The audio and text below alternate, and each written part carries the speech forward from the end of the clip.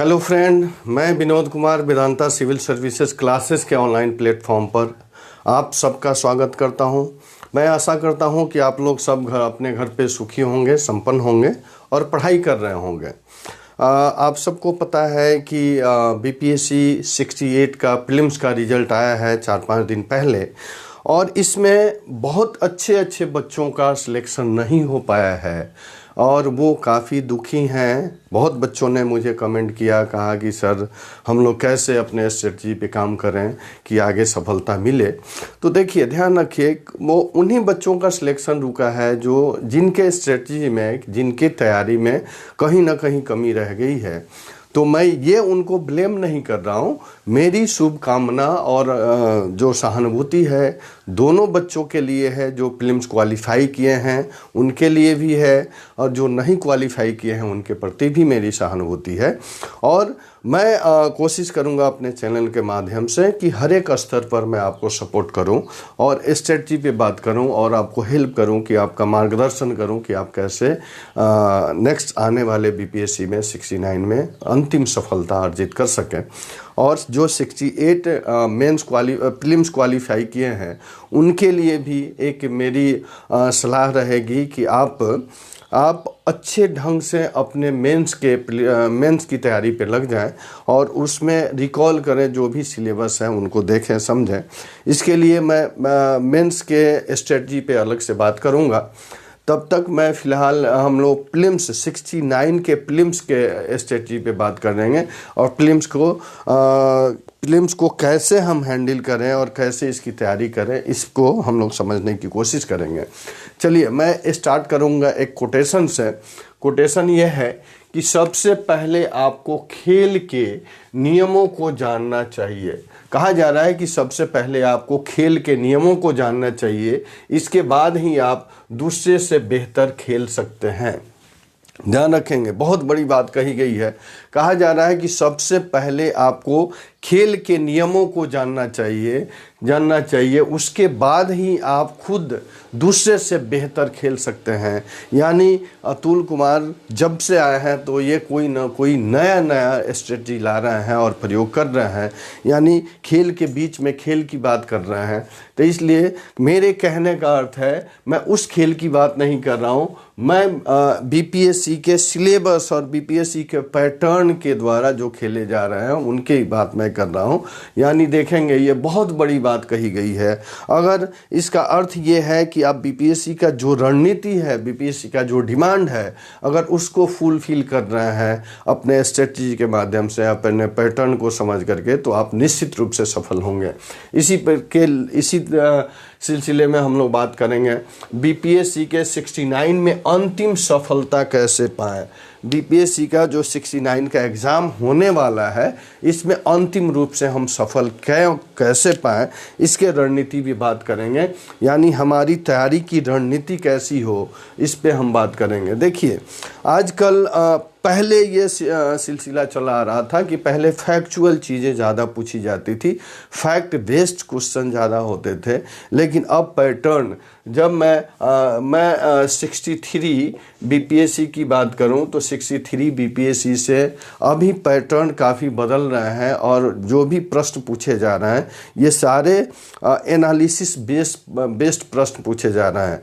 और वो सभी एनालिसिस बेस्ड प्रश्न तभी आपसे होंगे जब आप अच्छे से गहन अध्ययन करेंगे। देखिए, और यह कुछ नहीं है, जो फैक्ट आप पढ़ते हैं, इसी फैक्ट को कॉन्सेप्ट से जोड़ने की कोशिश करें।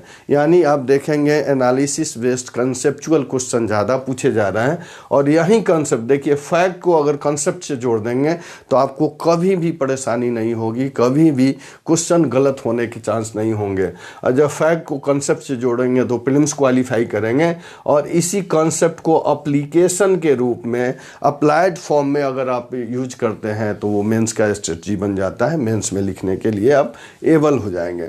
तो देखिए पैटर्न यही होनी चाहिए कि जो भी आप पढ़ें, जो भी फैक्ट पढ़ें, उसको कॉन्सेप्ट से जोड़ने की कोशिश करें और कॉन्सेप्ट के तहत याद करने की कोशिश करें और उसी को अप्लाइड फॉर्म में आप प्रयोग करें या लिखने की कोशिश करें।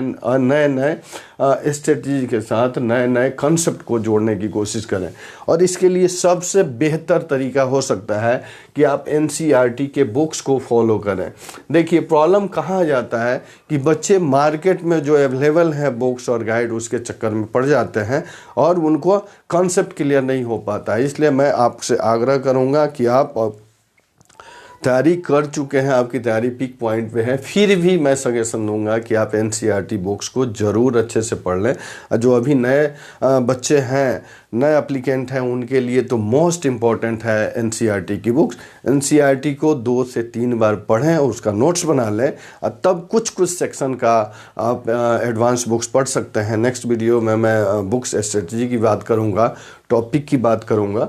तो मैं पहला मेरा सजेशन रहेगा कि आप एनसीईआरटी के बुक्स को अच्छे से पढ़ें और उसको समझें, उसका नोट्स बना लें और इसके साथ ही प्रीवियस ईयर क्वेश्चन यानी PYQ पर आप देखेंगे, PYQ पर विशेष ध्यान दें। यानी किसी भी PCS की तैयारी कर रहे हैं, स्टेट PCS की तैयारी कर रहे हैं, इवन IAS की तैयारी कर रहे हैं, तो आपका सबसे पहला रणनीति होना चाहिए कि आप प्रीवियस ईयर क्वेश्चन को देखें, उसका एनालिसिस करें और उसको समझने की कोशिश करें, उसके पैटर्न को समझने की कोशिश करें, क्योंकि क्वेश्चन से ही पैटर्न की समझ विकसित होती है और यह समझ में आता है कि किस सेक्शन से किस तरह के किस वर्ष क्वेश्चन पूछे जाते आ रहे हैं और पूछे जाने की संभावना है। इसलिए दूसरा इम्पोर्टेंट थिंग हो सकता है कि आप प्रीवियस ईयर क्वेश्चन को अच्छे से देखें, समझें और इसके साथ साथ सिलेबस की अच्छी समझ भी आपको होनी चाहिए। यानी कोई भी स्टेट PCS अपना सिलेबस डिफ़ाइन कर देता है और आप देखेंगे IAS तो पूरा रूप से बहुत अच्छे से डिफ़ाइन किया हुआ है। अगर सिलेबस की अच्छी समझ हो जाए तो आप उस पैटर्न को फॉलो कर सकते हैं। तो देखिए ध्यान रखेंगे, पहले थिंग में आप एनसीईआरटी बुक्स को फॉलो करें अच्छे से, प्रीवियस ईयर को आप लगाएं, प्रीवियस ईयर क्वेश्चन को बार बार देखें। आप इतने बार देखें कि जब आप पढ़ने बैठें तो आपको क्वेश्चन हिट करे कि ये वाला क्वेश्चन इस साल पूछा हुआ है। फिर उसके बाद सिलेबस को देखें। यानी देखिएगा, आप कहा जाता है कि अगर आप बिल्डिंग बनाना जा रहे हैं, महल बनाने जा रहे हैं, तो उसका आधार बहुत मजबूत होनी चाहिए। आधार जब तक मजबूत नहीं होगी तब तक आप बिल्डिंग नहीं बना सकते हैं। उसी तरह अगर कमीशन रूपी बिल्डिंग आपको बनाना है, अपने सपने को साकार करना है, तो सबसे पहले इसके बेस को मजबूत करें और बेस में आपका सबसे पहला चीज़ होगा NCERT books, previous year question और सिलेबस की समझ। ये बेसिक कंसेप्ट होती है। जब बेस मजबूत होगा तो उसके बाद जब आधार मजबूत होगा तब वहाँ तो बिल्डिंग खड़ी हो ही जाएगी। और बाबू देखिए, आपको रगड़ना तो पड़ेगा, मजना पड़ेगा, अपने को मेहनत तो करना पड़ेगा, इसका कोई ऑप्शन नहीं है। आप मेहनत कर रहे हैं, हार्ड वर्क कर रहे हैं तो अंतिम रूप से सफलता आपको ज़रूर मिलेगी। यानी कहा जाता है ना कि जब तक आप अपने को रगड़ेंगे नहीं, अपने को मजेंगे नहीं, तब तक चमकेंगे नहीं। इसलिए चमकने के लिए अपने आप को मजना पड़ेगा, रगड़ना पड़ेगा। यानी खेल के नियमों को समझना पड़ेगा।